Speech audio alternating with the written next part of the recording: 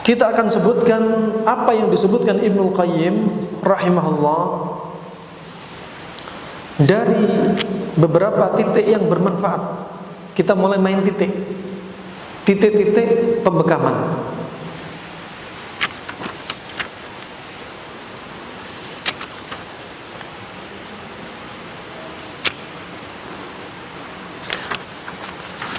Taib. Di sini disebutkan Ibnu Qayyim rahimahullah, kata beliau,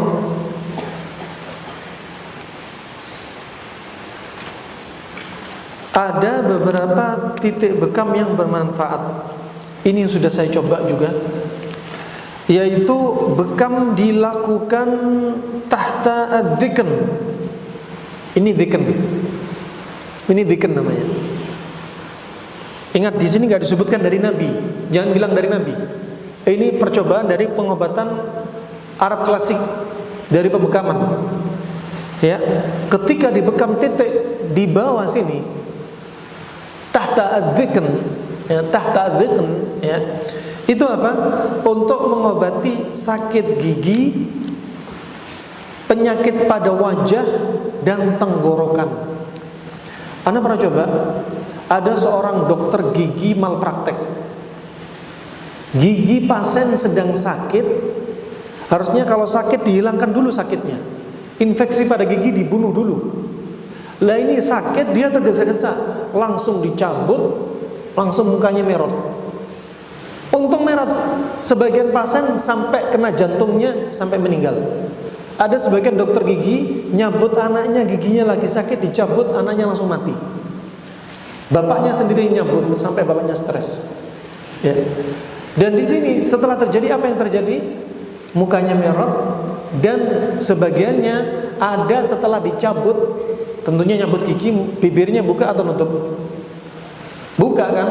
Nah, pas buka, dicabut, buka nggak bisa balik. Nah, subhanallah, dengan satu titik ini, wallah mujarrab, dengan izin Allah langsung sembuh, tidak pakai hitungan hari.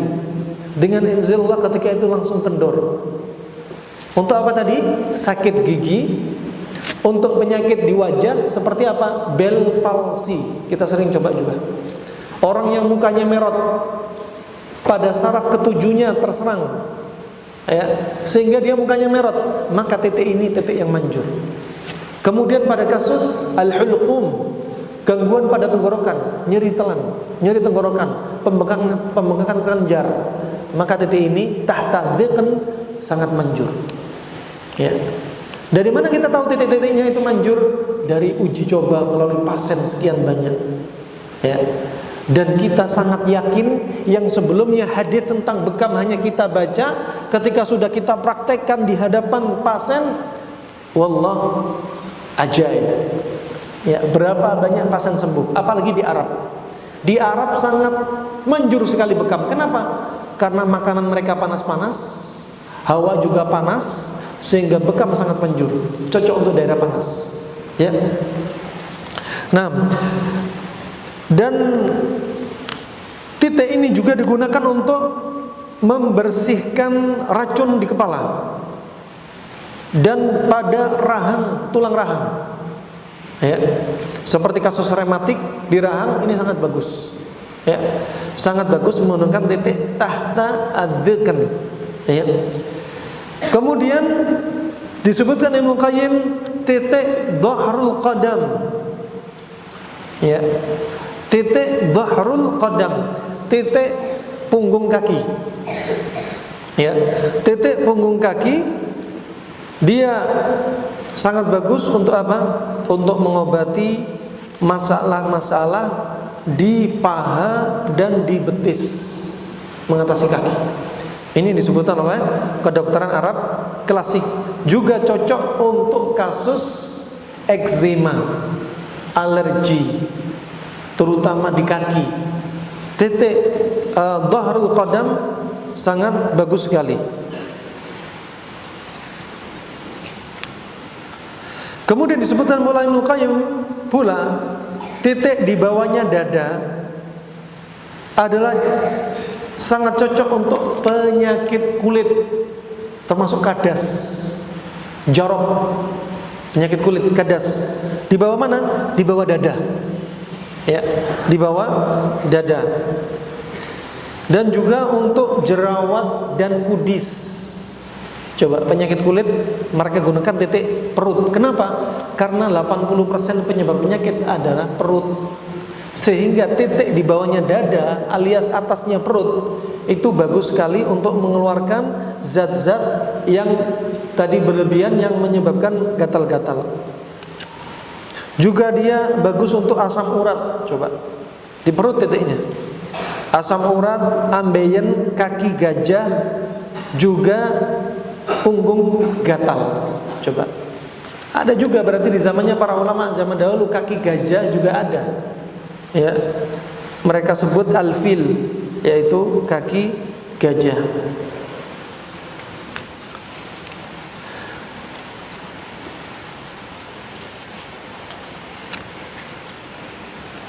Nah,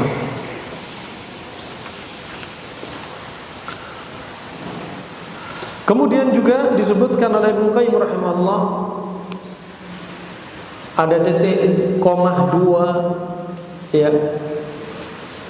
Juga ada titik umul mughith, juga ada titik akhda'in. Nanti kita sebutkan ya, umul mughith. Sini umul mughith. Umul mughith di atas kepala. Ada yafukh, ada umul mughith. Ya. Semua berdekatan. Ya. Cara nariknya taunya gimana? Dari arah tumbuhnya jambang diangkat garis lurus, kemudian dari hidung garis lurus, pertemuan garis itu titik yang sangat manjur untuk stroke. Sudah kita coba. Untuk menguatkan daya ingat hafalan, untuk kasus sihir dan kesurupan, untuk kasus darah tinggi, untuk semua jenis pusing. Ya. Ini menggunakan titik yang pertemuan antara jambang dengan hidung. Kemudian di belakangnya juga, ya. Kemudian ada akhda'in, akhda'in di bagian belakang. Ini akhda'in. Ya. Ini titik akhda'in. Cocok untuk darah tinggi. Ya. Cocok untuk stroke. Ya. Cocok untuk segala jenis pusing. Menggunakan titik-titik ini. Ya. Ada kahil. Kahil ini titik tulang leher yang ketujuh, di bawahnya sedikit. Ada kahil 1, di bawahnya ada kahil 2. Kahil 2 untuk orang yang kalau sini, titik sini, sebaliknya untuk orang yang sulit tidur. Untuk orang banyak tidur, kebanyakan tidurnya kahil 2. Contoh. Terus kemudian wariken. Namanya warik, itu pinggul. Di sini titik 2. Ya. Bisa untuk kasus orang yang mandul lama nggak punya anak, untuk kasus prostat, untuk kasus nyeri ischialgia, ya, dan untuk nyeri pinggang. Ya. Ya, itu data titiknya. Kemudian ada titik di bawahnya lutut, 4 jari di bawah lutut, cocok untuk ambeien. Ya. Cocok untuk kasus pencernaan. Ya. Kemudian yang dinamakan dhahrul qadamain, ini dhahrul qadamain yang disebutkan Ibnu Qayyim tadi. Ini di atas. Ya, ini dhahr qadamain. Ya. Untuk kasus yang disebutkan Ibnu Qayyim barusan. Ya, di antaranya untuk mengobati kasus kaki, nyeri betis, ya, nyeri paha, dhahrul qadamain. Termasuk kasus asam urat, dhahrul qadamain. Ya. Kemudian yang disebutkan Ibnu Qayyim tadi tahta sodr, ini sodr, ini dada. Lah ini tahta sodr di sini cocok untuk orang kena penyakit kulit, cocok untuk jerawat, cocok untuk gatal-gatal, cocok untuk eczema. Di sini titiknya. Juga ditambah dhahrul qadamain. Ya. Ini keajaiban bekam kalau kita pelajari, masya Allah. Ya.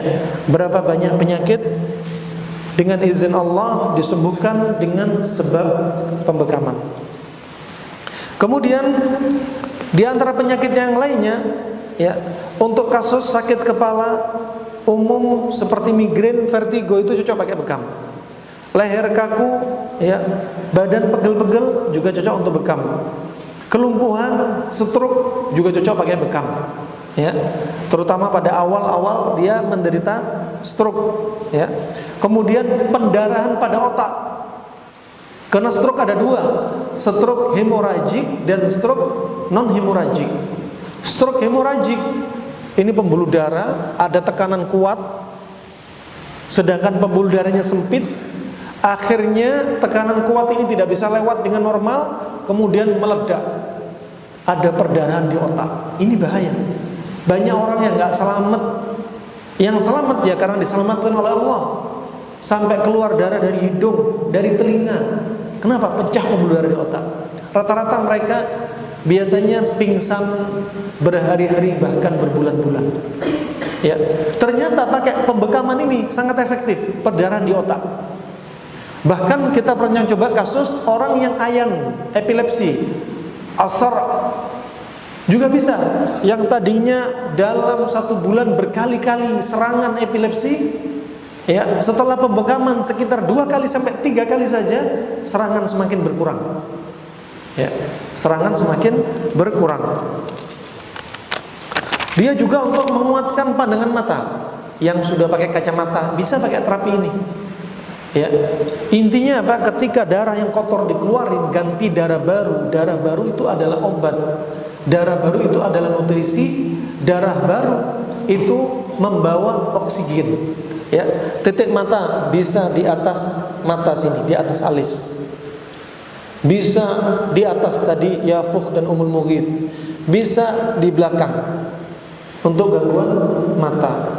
Bahkan untuk glaukoma, tekanan pada bola mata juga bekam sangat efektif. Ya, bekam sangat efektif sekali.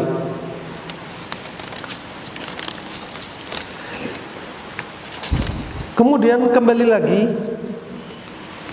nanti untuk selengkapnya kita lakukan dengan apa? Dengan terapi praktek langsung. Ya, untuk kasus bapak-bapak ya yang serangannya lemah. Ini paling laris kalau di Arab, titik-titik ini. Ya, listriknya sudah mengecil. Ya, ini titiknya mana? Sekitar 6 titik di antara pusar dan kemaluan. 1, 2, 3, 4, 5, 6. Kalau perlu ditambahi belakang. Pernah saya coba, subhanallah, ya, permisi.